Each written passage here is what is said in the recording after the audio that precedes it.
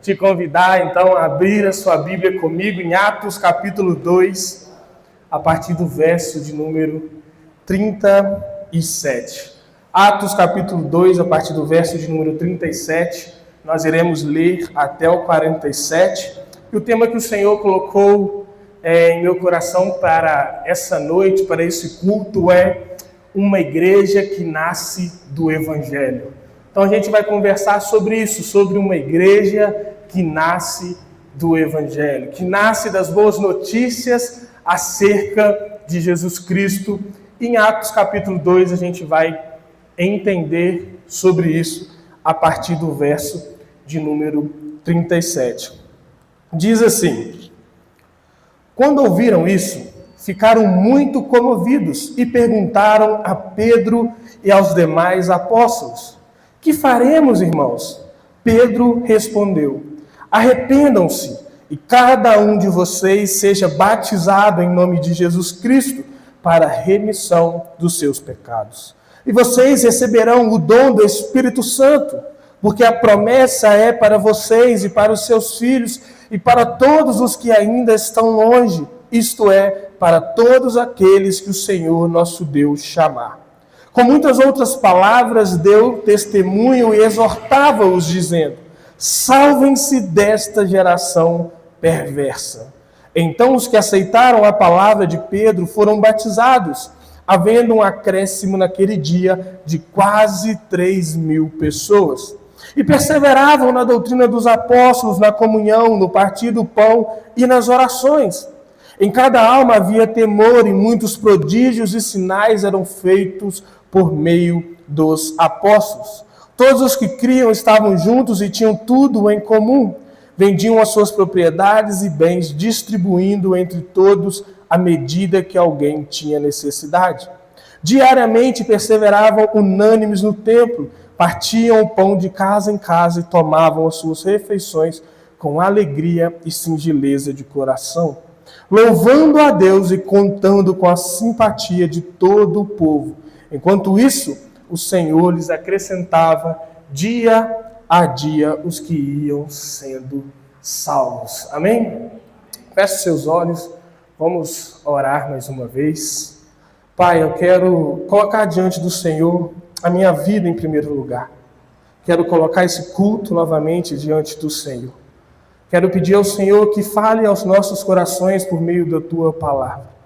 Que o Senhor não permita que nenhuma palavra do homem saia da minha boca, mas somente a palavra do Senhor por meio do Teu Santo Espírito que em mim habita, Pai. Senhor Deus, toma nossas vidas, toma esse ambiente nas Tuas mãos. Senhor Deus, que a Tua presença seja real a cada segundo aqui nesse lugar. Que nós possamos sair totalmente transformados e diferentes da forma que nós entramos aqui hoje. Que saiamos mais parecidos com o Senhor Jesus. Que a palavra do Senhor venha frutificar 100 por 1 nas nossas vidas a partir desse momento, Senhor. E que venhamos, ó Deus, colher os frutos da Sua palavra na nossa vida. Palavra a qual trouxe a existência do nada todas as coisas. Palavra, Senhor Deus, que formou os céus e a terra. Palavra que formou todos os animais, sejam terrestres ou as aves do céu, ó Pai. Palavra essa, Senhor Deus, que dada uma ordem, nada pode ir contra. Nós cremos nessa palavra e pedimos ao Senhor que o Senhor libere palavras do trono do Senhor a favor da nossa vida hoje, ó Pai. No nome santo de Jesus. Amém. Irmãos, eu só vou ligar esse ventilador aqui, tá? Eu estou chegando na antropausa que fala.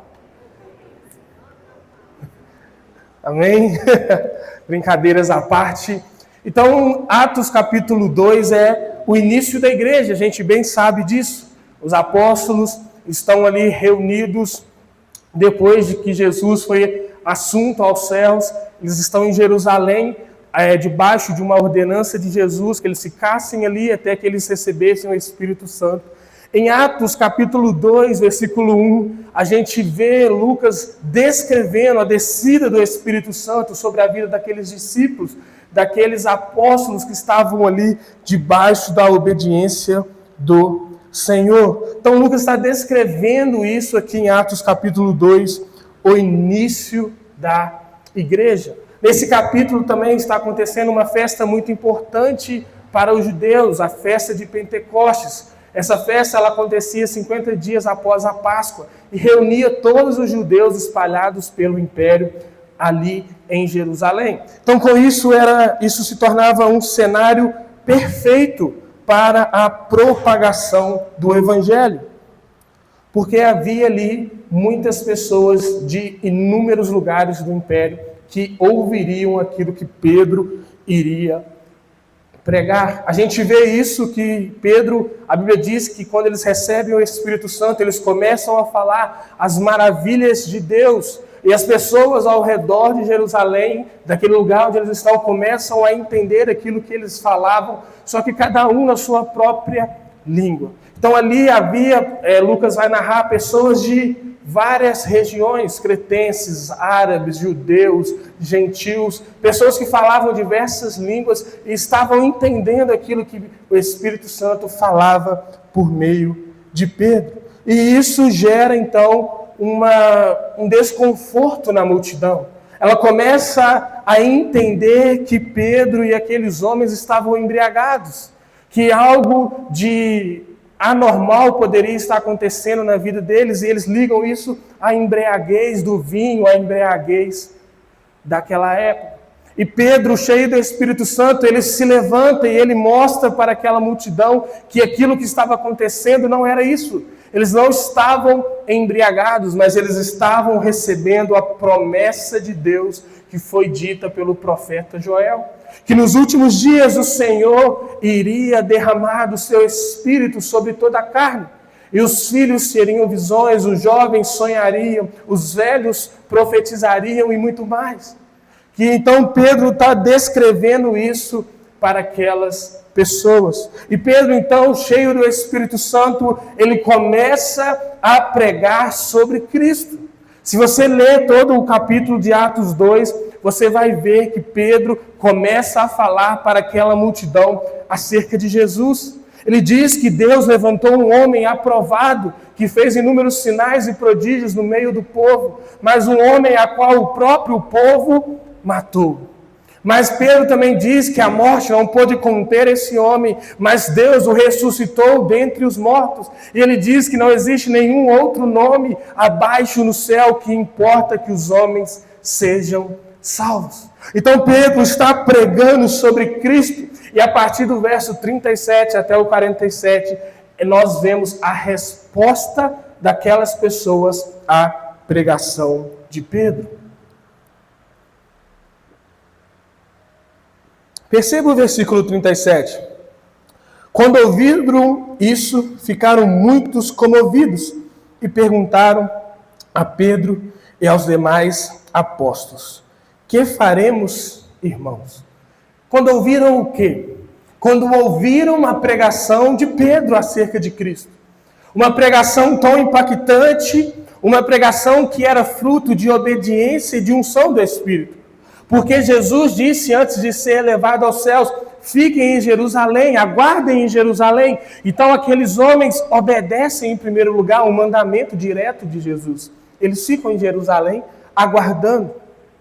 Mas depois disso o Espírito desce sobre eles no tempo oportuno e enche a vida deles. E a partir disso Pedro então prega pela unção do Espírito Santo. E ali temos 3.000 pessoas se convertendo ao Senhor. 3.000 pessoas sendo encontradas por Jesus, sendo comovidas pelo Senhor. Essa palavra comovidos traz a ideia de um coração que foi perfurado.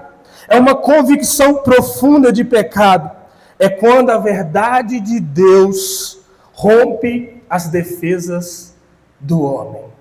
Irmãos, eu quero que você abra no versículo 23 de Atos 2. Mais uma vez. Olha o que diz esse versículo. Versículo 23. Pedro falando de Jesus. A este entregue conforme o plano determinado e a presciência de Deus, vocês mataram, crucificando-o por meio de homens maus. Olha o que Pedro está pregando. Irmãos, você percebe que não é uma pregação confortável? Não é uma pregação gostosa de se ouvir, é uma pregação que fere o coração. Por isso, o primeiro tópico dessa mensagem é: o Evangelho, antes de curar a nossa vida, ele fere o nosso coração. E eu quero fazer uma dinâmica com você. Quem pegou seu celular, abre ele na câmera frontal e olha para você mesmo aí, você e Deus nesse momento. Pega o seu celular, coloca ele na câmera frontal e olha para ele, sem medo. Olha para essa pessoa que você vai ver e fala para você mesmo assim: a culpa de Jesus ter morrido na cruz é sua. Pode falar, vamos repetir junto, olhando para a câmera do celular. A culpa de Jesus ter morrido na cruz é sua. É isso que Pedro está pregando aqui, irmãos. Quando ele diz: vocês crucificaram o Filho de Deus por meio de homens injustos. O que Pedro está falando é: Cristo morreu por causa dos nossos pecados. É culpa minha e sua. Não tem como fugir dessa verdade. A culpa de Cristo ter sofrido é minha e é sua. Você e eu não somos melhores do que aqueles que crucificaram Jesus. Você e eu não somos melhores do que Adão e Eva que comeram do fruto. Se fôssemos nós também comeríamos. Essa é a verdade do Evangelho. Por isso o Evangelho fere o coração antes de curar a vida. Porque a gente precisa entender o quão falidos estamos para entender quão grande é a graça do nosso Senhor. A boa notícia do Evangelho é essa: que Jesus, um Deus santo, morreu por um povo pecador. Que Jesus, um Deus santo, foi chamado de Filho do Homem para que nós, pecadores, seres mortais, fôssemos chamados filhos de Deus. Mas a culpa de Jesus ter morrido na cruz sempre foi nossa. Foi por causa de mim e por causa de você que ele pagou esse preço. E Pedro está pregando isso. Pedro está falando isso para uma multidão.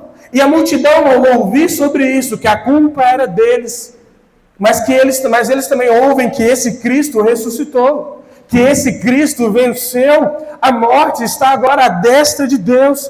E ao ouvirem essa verdade, eles se comovem, o Espírito Santo começa a perfurar o coração deles e eles começam a entender: o que eu tenho que fazer? É interessante que na pregação apostólica de Pedro, o apelo não parte do pregador para os ouvintes, mas parte dos ouvintes para o pregador. Quando Pedro encerra o seu sermão, aquelas pessoas estão tão impactadas com o que ouviram por meio da unção do Espírito sobre a vida de Pedro, que elas mesmos fazem o apelo: tá bom, Pedro, e agora o que eu faço para mudar essa realidade? Irmãos, o que eu quero falar com isso é que o mesmo Espírito que agiu na vida de Pedro é o que age sobre as nossas vidas, amém? Se Pedro pregou e 3.000 pessoas foram salvas, nós também podemos pregar e ver 3.000 pessoas sendo salvas. Sabe, é o mesmo Deus, é o mesmo Espírito, é o mesmo Cristo. Podemos experimentar aquilo que esses homens experimentaram em Deus. Porque como a Lene falou, a palavra de Deus, como Paulo vai falar, o Evangelho é o poder de Deus para a salvação de todo aquele que crê. E Pedro continua. Quando Pedro ouve isso das multidões, ele diz: arrependam-se e cada um de vocês seja batizado em nome de Jesus Cristo. Essa palavra arrependam-se não é um mero remorso no coração. É uma mudança de mentalidade, é a palavra metanoia que Paulo vai usar em Romanos 12. O que Pedro está falando é: agora que vocês entenderam o Evangelho, entenderam a obra de Cristo, mudem a sua mentalidade, mudem a direção da vida de vocês. Irmãos, nós precisamos viver uma metanoia constantemente. Nós precisamos ser melhores do que ontem e piores do que amanhã. Esse é o objetivo do crente. Dia após dia ser transformado de glória em glória à imagem do Senhor pelo Espírito. Como Paulo fala em Coríntios. Então nós aprendemos que o Evangelho fere sim o nosso coração. O verdadeiro evangelho mostra para nós as nossas impurezas, as nossas fraquezas, mas esse evangelho também cura a nossa vida. Esse evangelho também transforma o nosso ser. Esse evangelho faz de nós pessoas melhores a cada dia. Olha o tanto que você melhorou por causa desse evangelho. Faça uma reflexão do início da sua vida, das suas primeiras memórias que você lembra, até o dia de hoje. Veja o tanto que esse evangelho já transformou a sua vida, já transformou a minha vida. Então nós precisamos constantemente viver essa metanoia, viver esse arrependimento, voltar-se para Cristo com fé, voltar-se para Cristo todos os dias. E aí Pedro diz que essas pessoas receberiam o dom do Espírito. Nós já temos o Espírito em nós, porque nós já cremos em Jesus. Então existe essa realidade para nós. O próprio Deus, por meio do seu Espírito, mora dentro de nós. E Pedro continua falando sobre a boa notícia. No verso 39 ele diz: porque a promessa é para vocês e para os seus filhos e para todos os que ainda estão longe, isto é, para todos aqueles que o Senhor, nosso Deus, chamar. Irmãos, o Evangelho chama um povo para fora de uma geração perversa. O Evangelho nada mais é do que um chamado de Cristo para um povo, tirando esse povo do meio de um sistema corrompido e perverso. A Bíblia diz que o mundo jaz no maligno. O mundo já morreu no diabo, é isso que significa isso. O sistema já é dominado pelo diabo, isso não vai mudar. Mas Deus chama um povo do meio desse sistema. E esse povo somos nós. Aqueles que ouvem o Evangelho e aceitam o Evangelho de bom grado. O Senhor continua chamando pessoas para fora desse mundo corrompido. Talvez aqui só estejamos no meio de crente. E talvez o Senhor está nos lembrando hoje que nos chamou para fora desse sistema corrompido. E que nós não devemos ter saudades desse sistema corrompido. Pelo contrário, devemos trabalhar constantemente para tirar outras pessoas desse lugar. Porque o Evangelho é uma boa notícia. Sabe, no marketing a gente estuda uma filosofia que fala o seguinte: tem pessoas que não compram de você, primeiro, porque elas não têm consciência do problema delas. Segundo, elas podem ter consciência do problema delas, mas elas não têm consciência que precisam de uma solução ou que você é a solução para o problema delas. Sabe, o Evangelho nada mais é do que isso. Tem pessoas no mundo que não têm consciência que estão perdidas, se acham boas pessoas. E talvez aos olhos humanos são. Têm um bom casamento, são honestos nos trabalhos, honram as suas esposas, seus maridos, honram os seus pais, mas não tem Cristo. E talvez essa pessoa se ache digna do céu, merecedora do céu, porque ela se acha uma boa pessoa. Então é uma pessoa que não tem consciência do seu pecado, não tem consciência da sua condição. Mas também existem pessoas que têm consciência do seu pecado, consciência da sua condição, mas não sabem o que fazer para sair disso, porque não têm consciência acerca do Evangelho. E aí que entra a igreja. A igreja precisa ser a voz de Deus que aponta o caminho. Por isso que eu gosto de usar o exemplo de João Batista. Para mim, João Batista é o melhor exemplo da igreja. A igreja nada mais faz do que preparar o caminho para a volta do Senhor, apontando as pessoas para o noivo que é Cristo. Irmãos, o Senhor nos lembra hoje que nós precisamos continuamente chamar pessoas para fora de um sistema corrompido por meio do Evangelho. E aqui Pedro deixa claro, a promessa é para vocês, para os seus filhos e para todos que estão longe. Todos quanto o Senhor quiser chamar. Mas o Senhor tem pessoas para chamar e Ele quer contar comigo e com você para alcançar essas pessoas. E Ele pode contar com a gente? Sim ou não? Amém? Glória a Deus. Olha o versículo 40. Com muitas outras palavras, Deus testemunho e exortava-os dizendo: salvem-se desta geração perversa. Perceba que a pregação de Pedro em nenhum momento é uma pregação confortável. Nós vivemos um tempo que o apóstolo Paulo profetizou lá atrás, há 2000 anos atrás, que nos últimos dias as pessoas procurariam falsos profetas, procurariam pessoas que trouxessem um evangelho leve, um evangelho que afaga o nosso ego, alimenta o nosso ego, um evangelho que bota o homem para cima. Se você quiser um evangelho desse, eu te indico um monte de pastor coach aí para você ouvir na internet.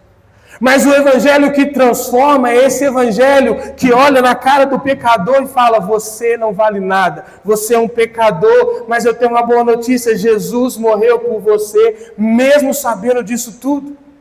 O pastor Rafael Abdala, o nosso presidente, em uma das suas mensagens, ele fala: imagine uma pessoa totalmente inútil, uma pessoa que não pode te satisfazer em nada, que você olha para ela e ela não pode te dar nada, nenhum conforto, nenhum prazer, nenhum benefício. Se mesmo assim você amar essa pessoa, isso é amor.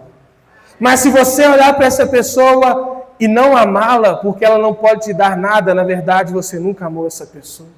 Irmão, Jesus olhou para um povo totalmente inútil e ele mesmo assim morreu na cruz por nós. Essa é a maior declaração de amor de Cristo por nós. E ainda assim ele nos chama filhos, ainda assim ele nos faz mais vitoriosos, ainda assim ele nos fez assentar nas regiões celestiais com ele, ainda assim ele irá dividir o seu reino conosco na sua glória. Esse é o nosso Deus, um Deus maravilhoso, um Deus santo e puro que morreu por um povo pecador. Mas a gente não pode esquecer dessa verdade.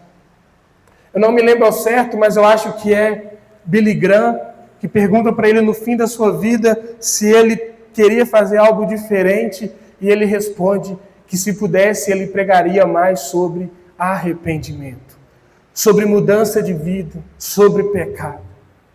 Alguns teólogos vão dizer que Jesus falou mais sobre o inferno do que sobre o céu no seu tempo aqui na terra. Irmãos, nós não podemos fugir dessa verdade que é anunciar o verdadeiro evangelho, mostrando que sim, somos pecadores, mas graças a Deus por Jesus Cristo, como foi falado hoje na nossa aula pela manhã, quando Paulo está ali diante da sua dificuldade, diante de um espinho na carne, diante talvez do seu pecado, ele roga ao Senhor e o Senhor responde: Paulo, a minha graça te basta. Irmãos, um homem que era assassino, um homem que matou inúmeros cristãos, foi alcançado pela graça de Deus. Davi, um homem adúltero, um homem assassino, foi alcançado pela graça de Deus. Por que muitas vezes nós duvidamos que as pessoas podem ser alcançadas pela graça de Deus? O nosso Deus continua salvando, o nosso Deus continua fazendo a sua obra. Versículo 41, Pedro diz: então os que aceitaram a palavra de Pedro foram batizados, havendo um acréscimo naquele dia de quase 3.000 pessoas. Irmãos, esse é o poder do Evangelho. Esse é o poder de ter uma vida submissa ao Espírito Santo, de ter uma vida submissa a Jesus Cristo. Cristo salva através de nós, Cristo faz a obra através de nós. Ele tem feito. Se estamos aqui hoje é porque Cristo nos alcançou por meio de alguém, por meio de um pastor, por meio de um líder, por meio de um irmão. Cristo continua fazendo a sua obra. Então o Evangelho fere em nosso coração, mas cura a nossa vida. O Evangelho chama a gente para fora de uma geração perversa. E o Evangelho forma uma comunidade perseverante. Olha a partir do verso 42. E perseveravam na doutrina dos apóstolos, na comunhão, no partir do pão e nas orações. Irmãos, essa palavra perseveravam, ela traz a ideia de uma dedicação constante, de uma dedicação total. Em outras palavras, o que Lucas está descrevendo é que essa igreja que nasce do Evangelho, ela se dedica de todo o coração, constantemente, em primeiro lugar, à palavra. Isso é ter uma vida baseada na palavra de Deus. Irmãos, crente tem que conhecer a palavra de Deus. Crente tem que ler a Bíblia. Crente tem que se relacionar com Deus por meio da sua palavra. E nós vivemos, não se engane, uma geração de crentes que não leem a Bíblia. Uma geração de crentes que não conhecem a Bíblia. Uma geração que não ama a Bíblia. Não ama a palavra de Deus. E isso assusta. Lá no seminário, em uma das aulas que tivemos, um pastor fez a seguinte pergunta. E ele falou assim, não precisa responder para não constranger ninguém. Mas ele fez a seguinte pergunta para o seminarista. Quantos aqui já leram a Bíblia completa? Irmãos, muitos não tinham lido a Bíblia inteira. E no final ele falou, se você quer ser um pastor e nunca leu a Bíblia completa, você está no lugar errado. E isso é uma verdade, irmãos. Uma geração que está formando pastores que nunca leram a Bíblia completa. Isso é gravíssimo. Irmãos, nós como cristãos precisamos nos dedicar constantemente à leitura da palavra. Porque é essa palavra que vai transformar as nossas vidas. É essa palavra que vai ser o nosso apoio no dia ruim. O próprio Jesus disse isso. Aquele que ouve e pratica a minha palavra no dia mau não vai desabar. A casa não vai ceder às tribulações, às tempestades. Uma casa firmada na palavra de Deus não irá ceder diante da dificuldade. Irmão, se a minha vida e a sua vida estiverem pautadas na palavra, nós iremos vencer dia após dia. Precisamos conhecer essa palavra. Precisamos nos dedicar de coração a essa palavra. Precisamos ler essa palavra no dia a dia. Irmãos, eu sei que é difícil. Eu não estou aqui falando que não é difícil. É difícil. Eu também tenho dificuldades. Todos nós temos. Tem dia que nós não temos vontade de ler a Bíblia. Tem dia que a coisa aperta. Tem dia que nosso dia é cansativo. Mas Jesus está nos lembrando hoje. Perseverem. Sejam persistentes na leitura. Sejam persistentes na dedicação à minha palavra. Vocês precisam conhecer a minha palavra. E não só isso, a Bíblia continua, eles dedicavam de coração também a comunhão. Irmãos, que tempo gostoso que nós tivemos hoje, é ou não é verdade? Nossa, ali na hora que o pessoal estava ali lavando as vasilhas, Edir, na cozinha, a gente carregando as mesas, eu falei, Deus, que sentimento gostoso de ser igreja. Isso é bom demais, obrigado. Eu comecei a agradecer ao Senhor porque essa comunhão, irmãos, é muito boa. Mas eu lembro, lá em Carangola, da época que acabava o culto, a gente ia todo mundo comer um hambúrguer, ficar junto. Essa comunhão que depois da pandemia foi se perdendo no meio da igreja, não é verdade? Qual foi a última vez que depois do culto você saiu com alguém para comer e bater papo? Isso foi se perdendo no meio da igreja. As tempestades vieram e começaram a levar algumas coisas de nós, mas graças a Deus o Senhor nos lembra hoje, perseverem em comunhão, perseverem unidos, perseverem juntos, sabe? Você tem que amar essa pessoa bonita que está do seu lado aí, ó, mesmo que ela te irrite de vez em quando. Irmão, olha lá, a Grace está rindo, entregando o Washington, ô compadre, que isso, velho? Mas o Washington é bênção, eu amo o Senhor, Washington. Isso é uma maravilha de Deus. E nós precisamos disso, de viver em comunhão, sabe? De ter prazer em estar presente um com o outro.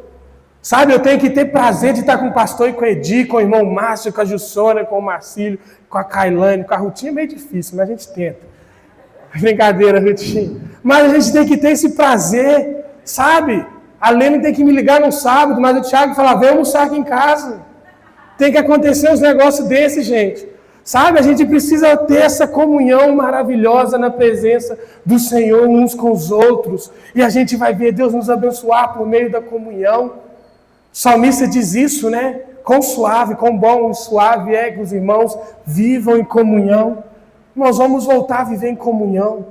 Vamos voltar a dar trabalho para o pastor no culto, ficar conversando ali de vez em quando, juntinho um com o outro. Faz parte da igreja. Vim dormir na igreja de vez em quando, debaixo do banco. Sabe? Vamos voltar a ter comunhão, irmãos. Essa geração que está vindo depois da gente, do Isaac e do Minguinho lá, que estão batendo papo lá atrás, nem estão vendo eu falar, mas olha que gostoso, estão na comunhão lá. E é verdade lá, pode olhar para trás, nem sabe que eu estou falando deles. Mas é gostoso essa comunhão, agora ele ouviu. É gostoso essa comunhão, sabe, irmãos? Precisamos disso, de estar juntos. Esses adolescentes precisam disso, de crescer junto um com o outro, de sofrer um bullying um do outro. Coisas normais do dia a dia. Essa comunhão gostosa que o Senhor deu para a sua igreja, deu para o seu povo. E diz mais, perseverava no partir do pão. Naquela época, era muito comum as pessoas irem comer na casa uma das outras. Era um costume da época. Então as pessoas se reuniam para jantar na casa um dos outros, para almoçar na casa um dos outros. Era comum. E Jesus está falando aqui, Lucas está relatando, que a igreja viveu isso. A igreja viveu esse partir do pão. A igreja viveu esse se assentar à mesa. Irmãos, Jesus era um homem de mesa, sim ou não? Jesus se assentava com pecadores e publicanos. Jesus amava pregar nas sinagogas e no templo, mas ele também amava sentar à mesa com as pessoas e ensinar do reino de Deus. Eu sinto que a nossa geração ficou muito boa no púlpito, mas precisamos voltar a ser bons de mesa. É ou não é verdade? Precisamos voltar a ser bons de mesas. Eu tenho que aprender com o pastor Emias isso, visitar. Mas pensa num cara tímido, eu acho que eu não teria nunca uma coragem de ligar para o irmão e falar, estou indo aí te visitar. Sou tímido, mas eu fico vendo os pastores contando que vai visitar, aí come um cafezinho com broa na casa da ovelha. Coisa gostosa, coisa boa. Esse partir o pão de casa em casa, irmãos. Precisamos voltar, como o Marcílio falou pela manhã, a celebrar as pequenas coisas. Celebrar os pequenos detalhes que o Senhor deixou para nós. Coisas boas. Partir o pão na casa de alguém. Tomar um café com o irmão da igreja. Almoçar um domingo com o irmão da igreja. Coisa boa que o Senhor deixou para nós. Depois também perseverar nas orações. Irmãos, a coisa não acontece sem oração. Igreja precisa orar. Não é responsabilidade só do pastor e dos líderes, é responsabilidade de todos nós. Precisamos orar. Precisamos nos dedicar à oração. Você tem orado pela igreja? Você tem orado pelo nosso pastor? Você tem orado pelos ministérios da igreja? Ou pelo menos pelo ministério que você faz parte? Você tem orado, pedindo a Deus o crescimento, pedindo a Deus a perseverança, pedindo a Deus a sabedoria, o discernimento, pedindo a Deus a direção. Irmãos, precisamos orar ao Senhor. Vivemos dias difíceis, irmão. Essa realidade que a gente vive, de alguns bancos vazios, não é só nossa, é uma realidade da igreja brasileira. Você pode visitar outras igrejas num domingo à noite, você vai ver. São dias difíceis. São dias que as pessoas não querem ouvir muito sobre Jesus. Mas ainda tem aqueles que o Senhor vai salvar, eu creio. Ainda tem aqueles que o Senhor vai tocar através de nós. Não podemos desistir, mas precisamos orar. Precisamos nos dedicar à oração. Precisamos constantemente pedir ao Senhor a favor daqueles que ainda não o conhecem. Então essa igreja se dedicava constantemente à palavra, à comunhão, ao assentar da mesa e às orações. Em cada alma havia temor, no verso seguinte diz, e muitos prodígios e sinais eram feitos por meio dos apóstolos. Essa palavra temor traz o sentido de consciência da presença de Deus. Sabe o que Lucas está descrevendo? Que naquela igreja, naqueles irmãos, havia consciência da presença de Deus. Irmãos, isso me pegou muito, porque eu não sei você, mas eu já vim para a igreja muitas vezes sem a consciência da presença de Deus. Muitas vezes, no automático. A gente vem para a igreja e a nossa consciência não está conectada, ligada ao Senhor. A gente não entende que Ele está aqui, porque Ele disse que estaria onde 2 ou 3 se reunissem. Ele disse que habitaria no meio dos louvores. Então Ele está aqui, nesse lugar. E, irmãos, onde Jesus está, algo sobrenatural acontece. Pessoas viram Jesus e clamaram a Ele, foram curadas da ceguidão. Pessoas viram Jesus e foram curadas da lepra. Pessoas viram Jesus e foram curadas dos seus ouvidos e voltaram a ouvir. Irmãos, esse mesmo Jesus está no nosso meio hoje. Talvez você precise de um milagre, talvez você precise de uma cura, talvez você precise de uma resposta, e talvez só não chegou ainda porque você não tem consciência que Ele está aqui. Porque quando você tiver consciência de que Ele está aqui, você vai se movimentar para chamar a atenção dEle para você. E quando Ele te notar, algo vai mudar na sua vida. É claro que Jesus nota todos, mas quando a gente chama a atenção dEle, algo diferente acontece. Quando a gente se dedica a Ele, algo diferente acontece. Irmãos, então não perca a oportunidade, porque talvez a sua resposta está aqui hoje, diante de você. Talvez Jesus está te lembrando hoje, lembra que eu estou aqui, pode me pedir o que você quer, pode tocar nas minhas vestes, que vai sair graça de mim, vai sair poder. Irmãos, precisamos crer nisso, que Ele é o mesmo ontem, hoje e para sempre. Caminhando para o fim. Versículo 44, todos os que criam estavam juntos e tinham tudo em comum. Irmãos, olha que coisa linda. Todos os que criam estavam juntos e tinham tudo em comum. Isso quer dizer o quê? Eles pensavam igual acerca do reino de Deus. E aqui eu vou falar com a gente, irmãos. A nossa geração é uma geração difícil nisso. Pensa numa geração, igual a Luana falou, que reclama, que quer ser o oposto. Eu vou usar aqui a obra como exemplo. Irmãos, Deus colocou a obra no coração do pastor, foi votado em assembleia, a igreja começou. Aí começa daqui a pouco algumas pessoas ser a pessoa do contra. Ser aquele que não quer. Irmãos, aqui a Bíblia está falando que todos tinham tudo em comum, vão parar de reclamar e vão caminhar junto. Vão parar de ser contrário a algumas coisas e vão caminhar junto. Sabe, vamos fazer aquilo que o Senhor nos chamou para fazer, sermos um só coração.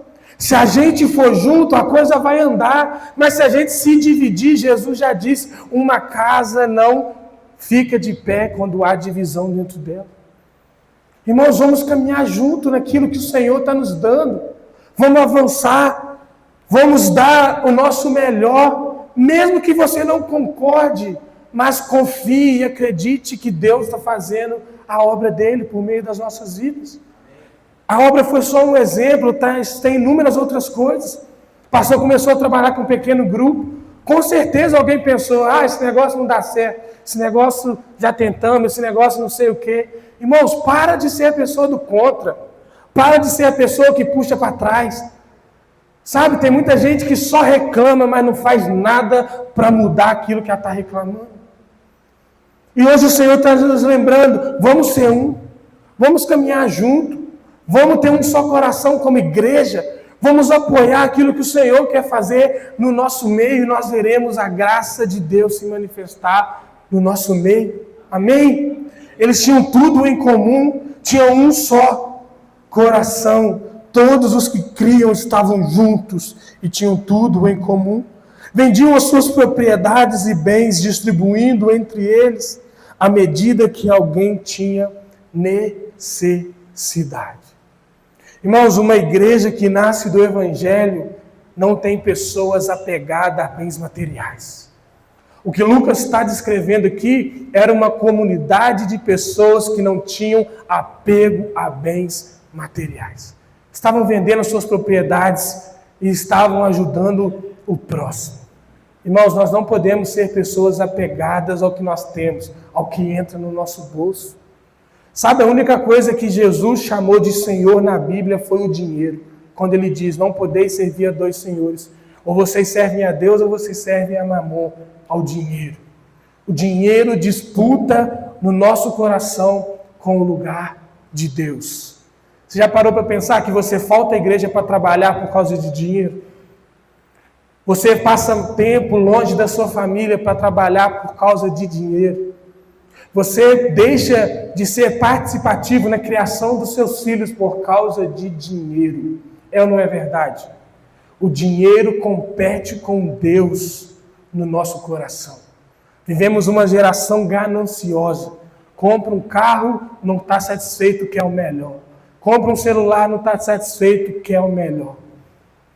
Nós não podemos ser assim.